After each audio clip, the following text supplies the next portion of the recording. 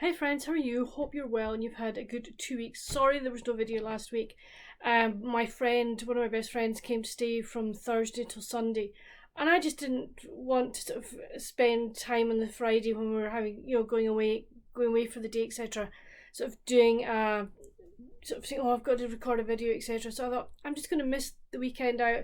I'd rather spend the time with my friend. So we had a lovely time. Went down to the Borders on the Friday, and she's just retired, so we're celebrating that, and it was a really nice day. We all four of us had a lovely time. And then the Saturday we sort of pluttered around the house for the morning, and then the afternoon went and had afternoon tea locally, so that was really lovely. And at night just watched some rugby, and then the Sunday Jane and I went for a walk, which was nice, just to have a walk, chit chat and everything. So it was a really lovely kind of weekend. And then we didn't have anything Monday. Then Tuesday, friends of mum and dad's and now friends of mine, that they had met on a river cruise a couple of years ago from America, were over in Scotland for holiday, and they came to visit, which was lovely. It was really nice to meet them, and we took them out for lunch, and then we took them for a wee drive, and then went for a coffee before they had to get back on the train to get into Edinburgh. But it was just so nice to meet them, to finally meet them, having heard so much about them and sort of been conversing with one of them through Facebook, just sort of keeping her up to date on things that are happening. It was actually very, very nice to finally meet them in person. So reading wise, over the last 2 weeks, I've finished 've finished 7 books, which I think is not bad. That's roughly a book every 2 days. So let's start off with the one that I'd almost finished in my last video, The Sweetheart List by Jill Shalvis. I loved this book, gave it 4.5 out of 5. Really like the characters. So we meet Harper, who has come to the Lake Tahoe area to set up a bakery.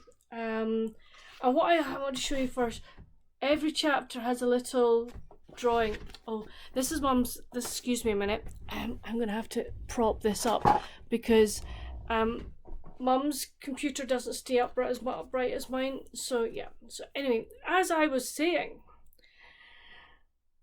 she's come to, I can't remember what the place is called. Hold on a minute till I see if I can just talk amongst yourselves a minute. Sunrise Cove, that's right. So she's come to Sunrise Cove, and she's leased out this part of a building with a flat above it to turn into a bakery. And it's the story of her doing so, but also she bumps into Brodie Campbell her very first night, and he's grumpy, he's like, "Whoa," and she's like, Harper's quite sparky, which is quite nice. She's like pretty, I can do this, I'm a female, I don't need any help, blah blah blah. So I really enjoyed that, and I loved the sort of the banter between the two. So we get their kind of their romance and her setting up the bakery. We also meet a young girl called Ivy who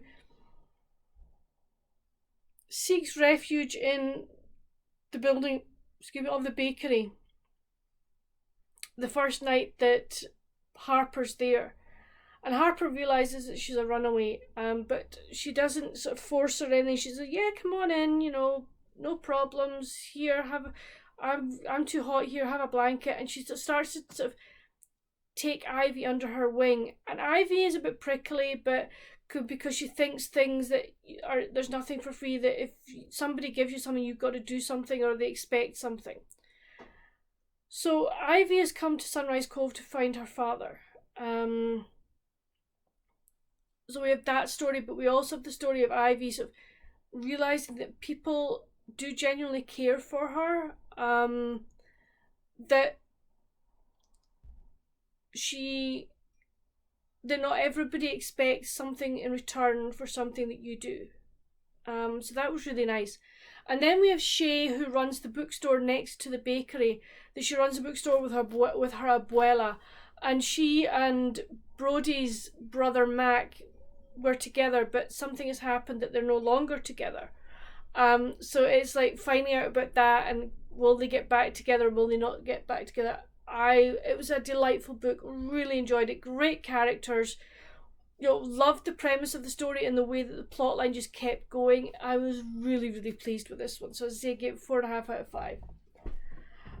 I then finished on my Kindle Fire, The Sound of Sleighbells by Janet Dailey. Again, gave this one 4.5 out of 5. I was slightly confused by this one in that this is supposed to be book 6 of the series. But for me, it was more like a prequel because there was one character in this that in the book that I've previously read in this had actually left. So I don't know what's happening. Whether this, I don't know. I'm gonna have to try and do some investigation. But we find what this story is about is that man has come back to Branding Iron, Texas, and he makes saddles for a living, very ornate, beautiful saddles. And his high school sweetheart is also back in the town with her 2 kids, and she's widowed, and she's also been in an abusive relationship. So we have that story. Her son is friendly with a young guy who comes up to see the man who makes the saddles. I'm sorry, I'm blanking on names. So, and they end up making new straps for the horses for the Christmas parade, and it's just them getting in, how they go about it, and the 2 main characters beginning to maybe think about, did we make get past their breakup, etc., and becoming friends. I really, really enjoyed it. I'm sort of fairly new to Janet Dailey. I think this may be my 2nd book by her, or my 3rd book, but I really like her writing. I like her characters. I like her plot lines. There was also part of the plot line was that the abusive ex-husband, who is now in jail, became friends with the guy who was in his cell, basically, and when the guy who was in his cell got out, he came to Branding Iron. He was originally from there and knew, I think, Tanner or Travis, the guy who makes the saddles. But he was there at the behest of the abusive ex-husband. So there was all of that going on as well. So it was like really gripping. It really was. It was a gripping storyline because you're like, what the heck's going to happen? It's like, is this woman actually going to get free of her abusive ex, even though he's trying to control her from prison? So it really was very, very interesting. So I really, really enjoyed it. It was left in a bit of a cliffhanger in that we don't know. That's all I'm just going to say. I don't want to spoil it for anyone. So I did enjoy that. Then I read The Cafe at the Beach by RaeAnne Thayne. Gave this one 4 out of 5. Did really enjoy this. So we meet Meredith, who's inherited half of the beach cafe at Cape Sanctuary. The other half is run by her cousin Tori. Now the 2 of them had a big breakup, or a big bust up. End of sort of high school, okay, and Tori isn't, Tori's their grandmother had said to Tori, look, you need to forgive Meredith, or things are happening in her life that you don't understand, you don't know about, but Tori is like really prickly. You didn't come to see Gran, you didn't come to her funeral, etc., etc. Why the hell are you here, sort of thing. So it's the story of the 2 cousins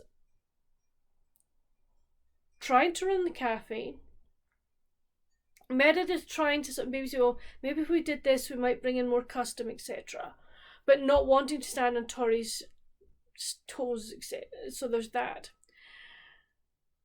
Meredith is infamous not because of what she has done, because of what her father has done. Her husband, or her ex-husband. And there's this gentleman who's also come to the town, and he's basically an undercover FBI accountant agent, and he's taken holiday, and he believes that Meredith knows more about her ex-husband's dealings than she's letting on. So there's also the story of him trying to inveigle his way into Meredith's life. What was his name? Oh,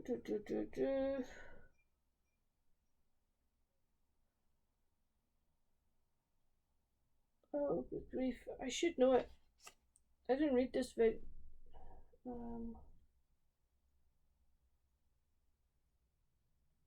Liam, that's right. So, but the point is that they kind of fall for each other. And we, it's like, will it work out, will it not work out? Then we have like Tori's daughter and her cousin. They are really close, like Meredith and Tori used to be, but things are happening that they're letting homework slide. So Tori and her brother-in-law, they are having to be very strict, etc. And there's also like feelings there, but Tori's like, you're my brother-in-law, and okay, my husband has died, but is it not going to be really strange? And so there's all of this going on. It was really well interwoven, really good characters. I really, really enjoyed it. I love RaeAnne Thayne's writing anyway, just as I love Joe Shalvis's. So I was really pleased to read this and really thoroughly enjoyed it. I was going to keep this one till September, but I couldn't. I read The Bone Hacker by Kathy Reichs, gave this one 4 out of 5. This is I think this is 22 of the Temp Brennan series. I'm not going to say much about this. All I'm going to say is Temp ends up, starts off in Montreal. She then ends up in Turks and Caicos because of possible overlap of cases. Things happen in Turks and Caicos that she's really having to think about and delve into things, and Andrew Ryan is still in Montreal. He ends up coming to Turks and Caicos. Really, really enjoyed it. It was a really good next book in the Temp Brennan series, and yes, as I say, I'm not going to say much because I really don't want to spoil it. I then read for the Classic Children's Book Group book for this month was The Little Prince by Antoine de Saint-Exupery. I gave this 3 out of 5. It was okay. Very melancholy little book. I can't say that I really enjoyed it. I don't know, it wasn't for me. I know it's not meant for adults, it's meant for supposedly children. I think that, is it for middle grade? I don't know that it is. Maybe upper middle grade, I would think. But yeah, it was okay. I'm not raving about it. I then picked up Misty Mornings at the Potting Shed by Jenny Kane. I'm not going to say much about that because I'm choosing this as my book and a bake book for this month, so you'll find more about it in that episode. So yep, so there's that. And then I've also been listening to, on my Kindle Fire, because it's the one that's got Audible on it, Fireflies in the Field by Elizabeth Bromke. This is the 3rd book in the Birch Harbour series, and I'm really enjoying it so far. So yeah, so that's kind of what I've been reading over the last fortnight. What am I planning to read now that I've finished on my tablet? I could start another review book, but I think I'm going to give myself this weekend off from review books. I think I will choose something from my TBR pile. I really don't know what yet. I haven't decided. I have added some new books to my TBR that I got as prizes from various, well, one from a giveaway, one as a thank you for reading the sort of the e-arc, as it were, and then some from a friend in America. Hold on, if I put this on pause, I might be able to go and get them for you if you hold on 2 shakes. Okay, so the first one I got was from Jane Porter, and that's called Flirting with Fire. As I said, I read the e-arc of this, really enjoyed it. So as a thank you, she always sends her review crew a copy of the book, which is lovely. Then I won a giveaway on the Tool Christmas in July celebrations. And I got 2 really nice books. So I got Blink Twice If You Love Me by Laurie Beach. This is a Crickly Creek series. So that's that one. Isn't that a lovely cover? Hopefully you can see it.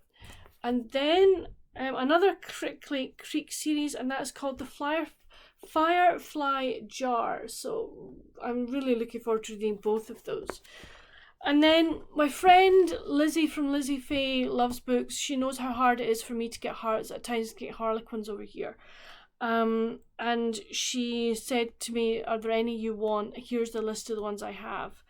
And she very kindly sent me 4. So I have got Love Inspired Suspense, Twin Peril by Laura Scott. And I've just realised it's large print. Oh, yeah, beauty. That is really, my poor eyes will be very happy. I then have got another love-inspired classics by Cheryl Wolverton. One is called The Best Christmas Ever, and the second was called A Mother's Love. So that's that one.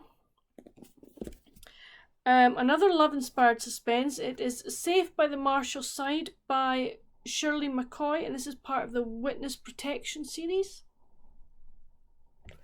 And the last one I got is another love-inspired suspense, Identity Crisis by Laura Scott, and again, and it's large print. Happy days. So yeah, so those are the sort of 7 books I've got recently. So I'm looking forward to reading all of them. When I will get to them, I don't know. But yeah, it's really nice to have got some books recently that change up what's on my TBR. But yeah, so that's kind of the book wise what I've got. As I say, I'll choose something from my TBR. I've got a book up there that people are absolutely going, oh my goodness, this is rubbish, and I'm now like, oh, do I really want to read it? So we will see. But that's it for this video. Please, I hope my know how it isn't. Well, what am I going to be doing this weekend? I hear you cry. Having a very quiet weekend. I was due to go into the Edinburgh Book Festival tomorrow with a friend. I'm actually going to cancel it. I'm not feeling great. My ME, I think with everything that's been happening over the last week, I'm getting up about 10 o'clock in the morning, and then I'm back in bed at 1 o'clock for a sleep for an hour and a half. And it's just like, I'm just so tired, so I think I'm going to cancel it. I've been getting headaches as well, so it's like, no, I need, my body's telling me I need to rest, so I'm just going to have a very, very quiet weekend. And the rugby on, the World Athletics Championship starts, so, you know, I've got some TV I can watch. I'm bound to be reading, you know, so I will be doing that. But that's it. Next week's hopefully quieter. I just realised at the moment just how tired I am. I've been up for kind of an hour and a half, and it's like, I'm just thinking I could go for a sleep right now. But hey, that's life. That's life living with ME. You just you take the moments when you get energy to do something, and then you rest for quite a while. But anyway, that's it for this video. Please let me know down below. Have you read any of the books I've mentioned? If so, what did you think of them? I would love to know. And what have you been reading? Again, I'd love to know, and what your plans are for the weekend. Let's chat down in the comments. And on your way down there, why don't you hit that subscribe button if you haven't already, and the notification bell. I'm loving that my channel is sort of growing again, which is really nice. But until my next video, friends, stay safe and happy reading. Bye. Hi, Editor Fiona on here again. I forgot to talk to you about a book I also read on my Kindle. Christmas and Fortunes, Cove by Victoria James. This is her new one. I got the e-arc for it. I love this book. So we meet Annie, who's a veterinarian, and she works in Toronto, but things are pretty hard for her. She's a widow and has been for 4 years, but her older sister is very overbearing and is actually a pretty nasty lady. And Annie has decided that she's going to move herself and her 2 children, Maddie and, oh gosh, what was the boy's name? I think it's Adam. Adam's been getting into trouble at school, so she decides that she's going to move them from Toronto to Prince Edward Island to go and work in the practice owned by her her former husband's best friend Matt. And now Matt has always fancied Annie, even when they met at university. So he has feelings for her. And it's the story of the 3 of them settling into Prince Edward Island. It is the story of them beginning to make friends, of Matt and Annie sort of deciding, are they just going to be friends? Is there going to be more to it than this? There's also some more backlash from the sister as well. So it's really, really nice. It's like Annie making friends and Annie becoming more the woman that she wants to be, out from the shadow of her sister, who is just a nasty piece of work. It's the only way to put it. She really is. She's a nasty bism. So I really enjoy Victoria James' writing. It's set at Christmas time. It's like sort of 6 weeks before Christmas, and it's also the family starting new Christmas traditions that, on being in the island and how they're going to celebrate Christmas, what they're going to do. It's also them learning more about the island, and obviously Anne of Green Gables comes into it as well. It was a delightful read. I really, really enjoyed it. And it's one that, definitely, if you're looking for a really sweet Christmas read, I would pick this one up because it was just so, so nice. So anyway, that's it for me forgetting about a book. It was on the list. Hey ho. Anyway, that's it, friends. See you next time. Bye.